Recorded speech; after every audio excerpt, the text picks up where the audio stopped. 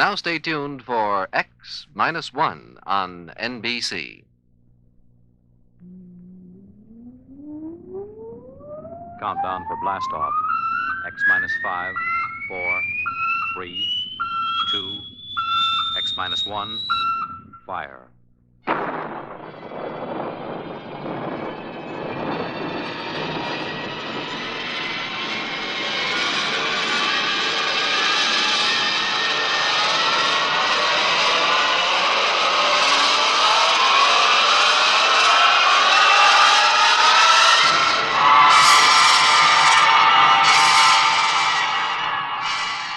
From the far horizons of the unknown come transcribed tales of new dimensions in time and space.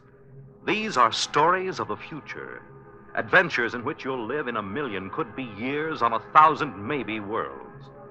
The National Broadcasting Company, in cooperation with Galaxy Science Fiction Magazine, presents X-1.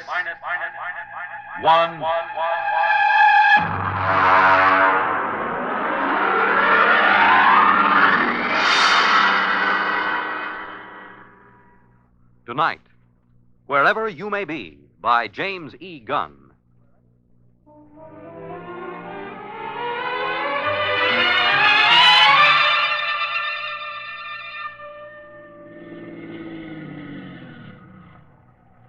Hey! Hey, you! Little girl! You on the fence! Yeah? Hey, kid, come here. Well, I'm right comfortable where I am. Listen, kid. Is there a service station on this road? Well, Merv Wheelock got a gas pump at the general store. Oh? How far is it? About 18 miles. Oh, that's a big help. Well, I don't know what else to expect in the middle of the Ozarks. You want me to help you, mister? No, just keep out of the way, kid. Ow! Well, there's nothing funny about that.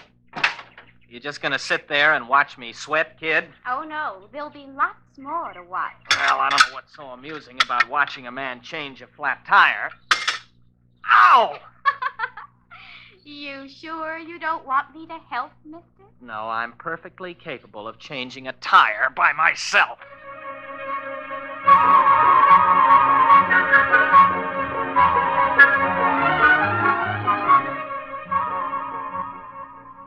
Look out, mister. It's rolling away. What? Your tire. It's rolling away.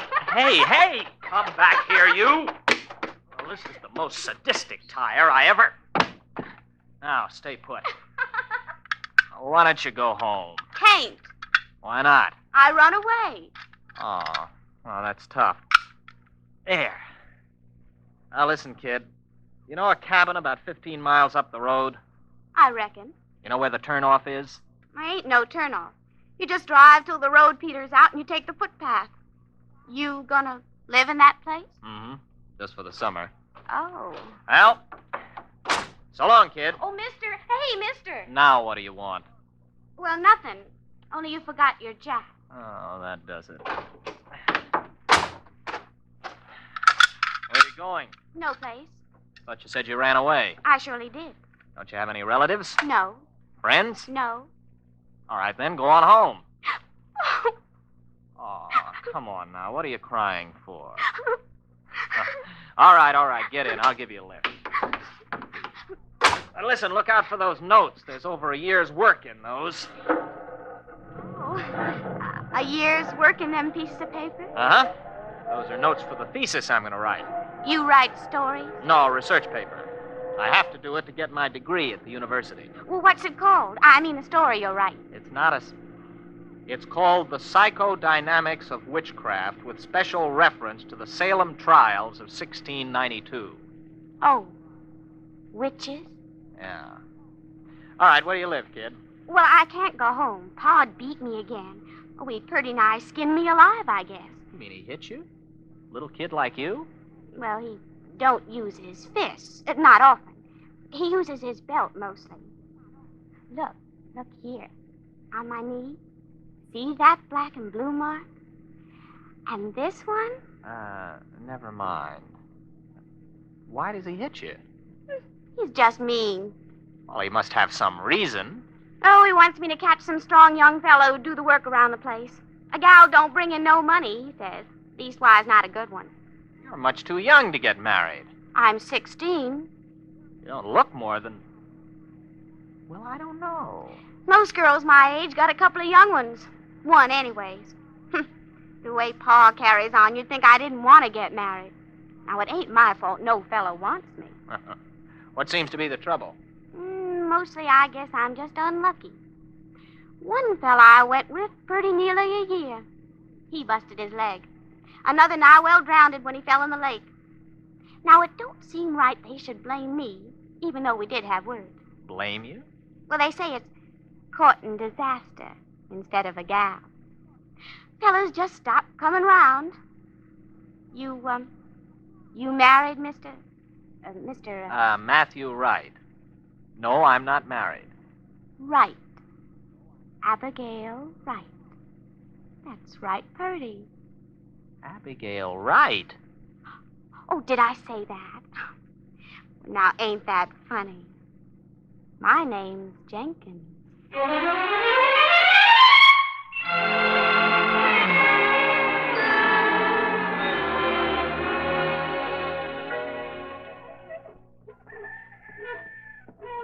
Mr. Jenkins?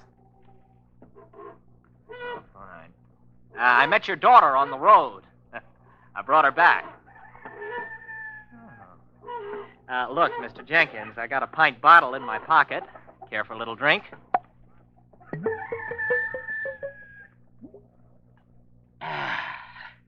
Terrible week. Well, I'm sorry. I repeat, I brought your daughter back. Why?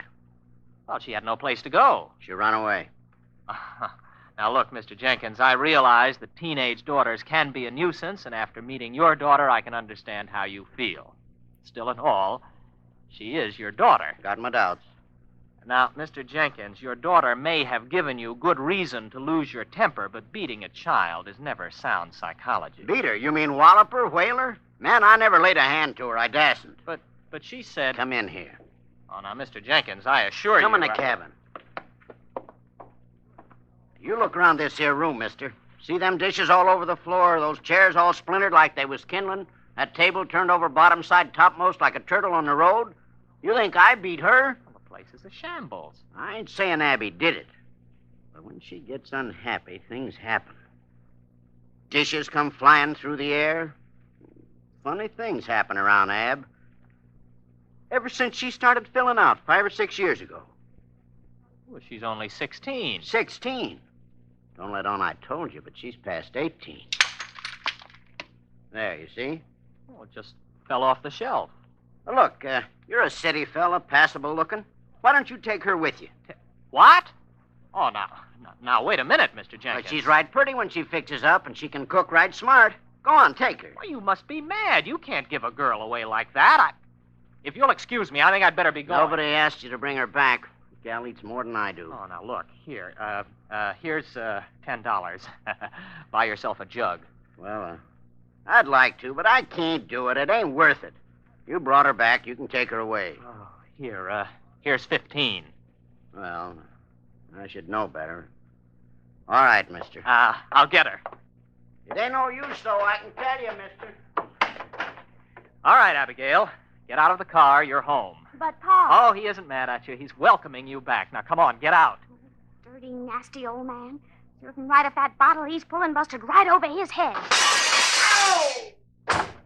Goodbye, Abby.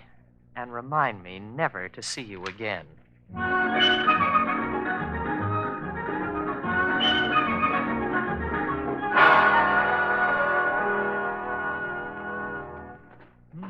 All alone. I'm so all alone. There is no... Hello. What are you doing here? Waiting for you. But listen, this is my cabin. I rented it. I know. What kept you? Well, what are you doing here? How did you get here? Oh, I reckon you're hungry. Look, why don't you sit down? Supper's about ready. Now, wait a minute. I came here by car. How did you get here? Well, I rode. Oh, it's lucky I did. This place needed a good sweeping. Is that your broom? I know. It was here in the cabin. Pa loaned me a mule. I let her go. She'll get home all right. But you can't stay here. It's impossible. What would people say? Well, who'd care? Pa don't. Oh, please, Mr. Wright, let me cook and clean for you. I won't be no trouble. Honest, I wouldn't. Oh, now look, Abby, you're a nice girl and I like you, but you'll just have to go back to your father. Do you understand? All right. What? What was that? What happened? Oh, look at that. The car. I must have left the brake off. You reckon it's hurt bad? Well, rolling down a 10-foot grade into a tree didn't help it any. Oh, well, I'm sorry, Mr. Wright. Are you? Well, anyway, it looks like you'll have to stay here tonight then, doesn't it? I reckon. I could have sworn I put that brake on. Listen, you're going back first thing in the morning. Oh, sure. Sure, Mr. Wright. I understand.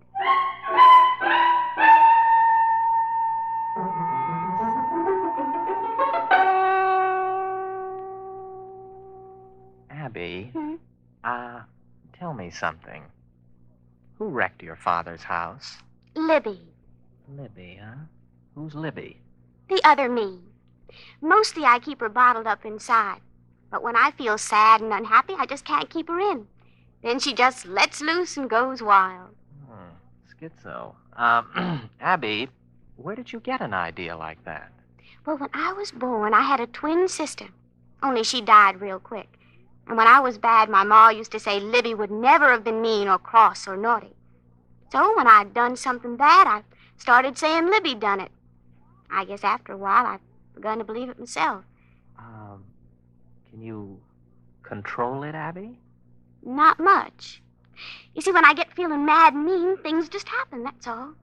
How about a rolling tire? You sure did look funny. Oh, I was just feeling mean about Pa, I guess, and I took it out on you. I don't believe it. It's absolutely impossible. It's primitive. It's straight out of Fraser's Golden Bough. There's got to be some explanation. Illusion or hypnosis. There's got to be some physical explanation. Well, I don't see why. I mean, if a thing just happens, you don't have to explain it. It's just there, ain't it? All right. Here. Now, make that cup move. Why? I want to see you do it. But I don't want to. I never wanted to do it. It just happened. Come on, try. Now, no, Mr. Wright. Look, it never brung me nothing but misery. It's bad enough when you can't help it, but it's worse when you do it on purpose. Nothing good will come of it. Come on, try. I want you to move that cup. Now, go ahead, Abby. Just move it without touching it. I can't. I just can't.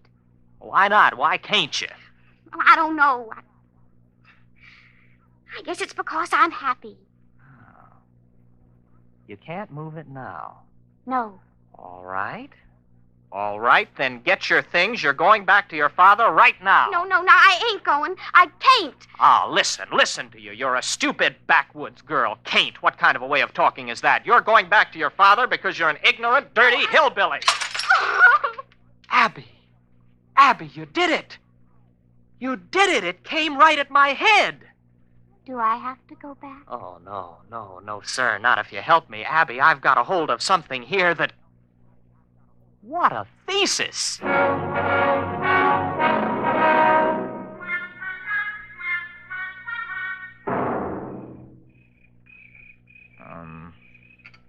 Abby, what's, courting like here in the hills?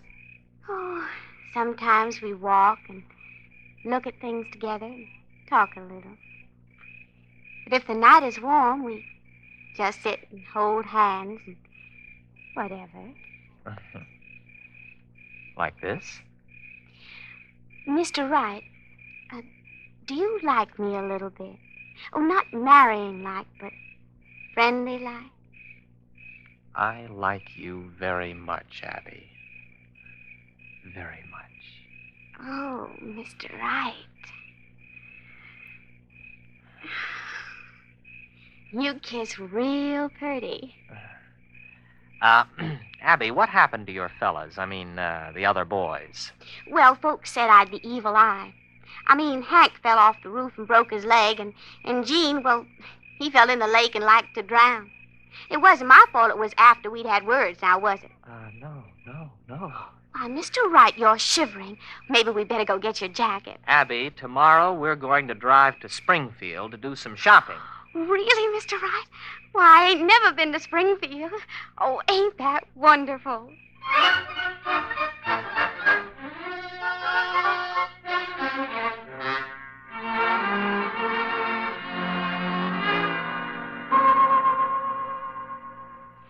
Mr. Wright. Huh. Are you happy, Abby? Oh, it's the happiest I've ever been in my life. I mean, eating in a fancy restaurant and even dancing and all. And now us just sitting here together in the moonlight. I never thought anything like this would happen to me. Abby, I'm afraid maybe you don't understand. Well, what do you mean, Mr. Wright? Well, you know that dress I bought you, that's for another girl. What? Yeah, it's for another girl. I'm going to marry her. She's about your size, and I thought we could pick it out that way. Oh, no, Oh, Mr. Wright. Abby, wait a minute. Where are you going? Wait, I want to talk to you. No, I'm going to bed. Matthew Wright, you are a no-good, miserable cad.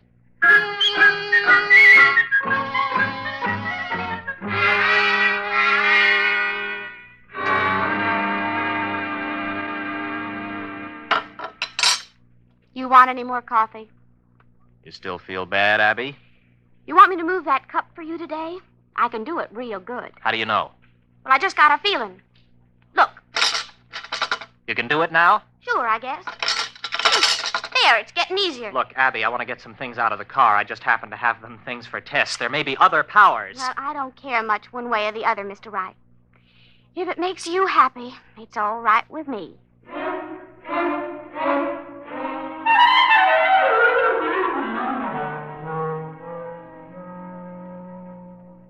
Abby?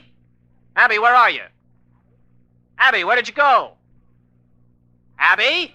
Here I am, Mr. Wright. Abby, where were you? Springfield. But that's 50 miles. I know. I just kind of wished I was there, and then I was. I brought back a frying pan I admired in that hardware store window. Ain't it pretty? Got a real copper bottom. Didn't you have any trouble getting out of the store without anyone seeing you? Well, I was outside, but I could see in the back room somehow, too. I knew his name was Albert, and he was doing a crossword puzzle. Now, how could you tell all that? Well, I just kind of looked inside of his thinking. Like this. Wait a minute. Wait a minute, Abby, don't. I could look right inside your thinking now, Mr. Wright. Abby, wait a minute. Abby? You wouldn't. You didn't. Now, wait a minute, Abby. You've got to understand. I understand everything you've been thinking, you devil.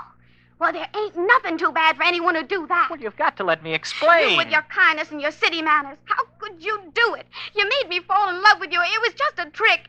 You just wanted to make me unhappy, that's all. Why, even Pa was never that mean. I'd as soon marry up with a rattlesnake. Well, Abby, what are you going to do? Well, I haven't made up my mind yet. But I'll think of something.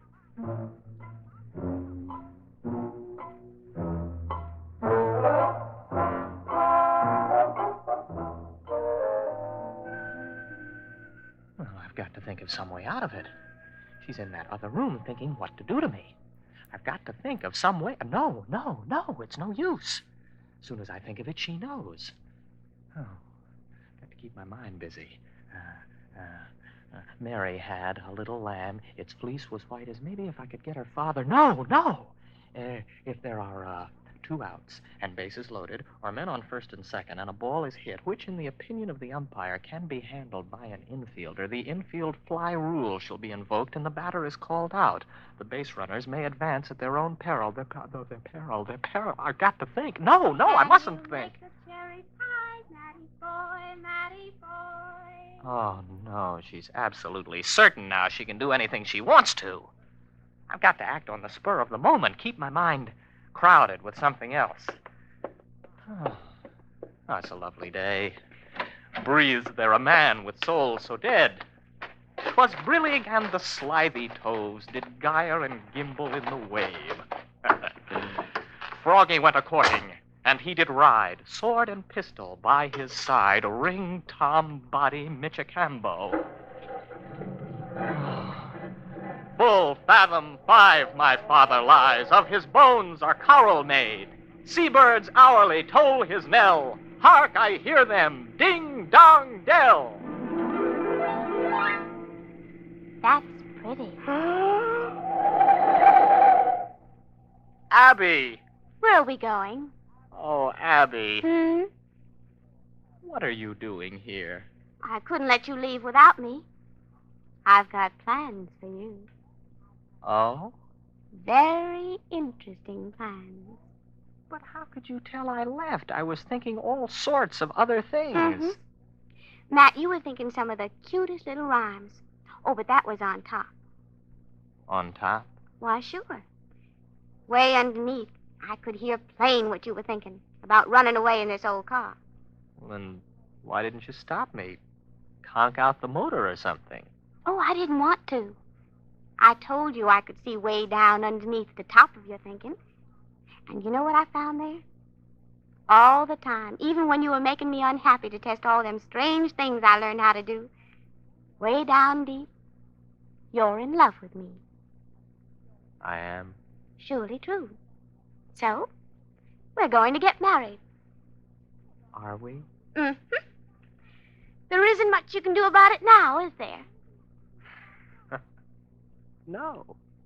No, I suppose not. But, you know, it's a frightening thought getting married to you, Abby. A wife who can read your mind and all the rest. Oh, I wouldn't worry about it, darling. Why, I can only do those things when I'm downright miserable. Everything will be perfectly all right. Just as long as you keep me happy.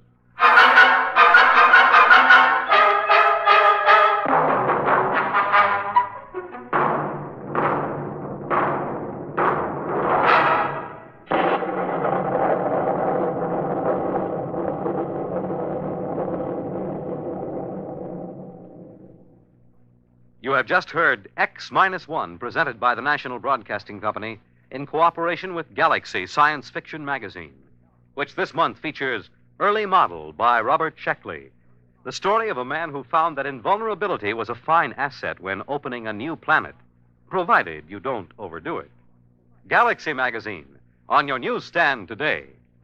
Tonight, by transcription, X-1 has brought you Wherever You May Be, a story from the pages of Galaxy written by James E. Gunn and adapted for radio by Ernest Kenoy. Featured in the cast were William Redfield, Patsy O'Shea, and Jack Orrison. Your announcer, Fred Collins. X-1 was directed by Daniel Sutter and is an NBC Radio Network production.